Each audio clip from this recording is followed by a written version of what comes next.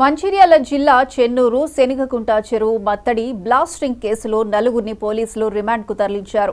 నిందితులకు సహకరించిన మరో 7గురిని అదుపులోకి తీసుకున్నారు. ఈ ఘటనతో సంబంధం ఉన్న మరో 3 పరారీలు ఉన్నట్లుగా డీసీపీ భాస్కర్ పేర్కొన్నారు. మీడియా సమావేశంలో ఏసీపీ వెంకటేశ్వర్లు, ఎస్ఐ సిబ్బంది పాల్గొన్నారు.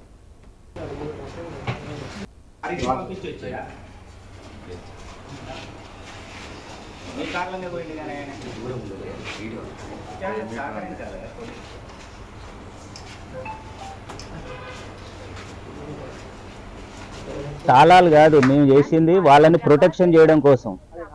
ఇప్పుడు నిందితులు ఎవరన్నా ఉంటారు, ఇప్పుడు ఒక మర్డర్ కేసు ఉన్న నిందితుని కూడా వాడిని అరెస్ట్ చేసి జైల్లో పంపడం మా బాధ్యత.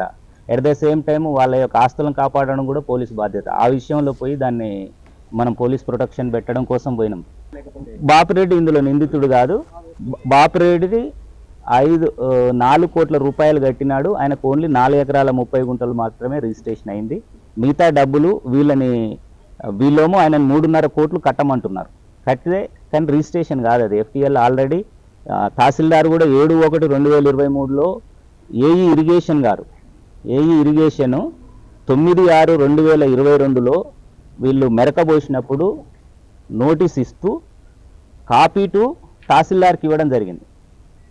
ఇది ఎఫ్టీఎల్ ఉంది అని. అయినా తహసీల్దార్ గారు అప్పుడు నాలా కన్వర్షన్ చేసినారు. ఇప్పుడు నేను అనేది ఇప్పుడు నాలాకు సంబంధించి వీళ్ళు అప్పుడు ఉన్నప్పుడు కలిసి చేసుకున్నారు.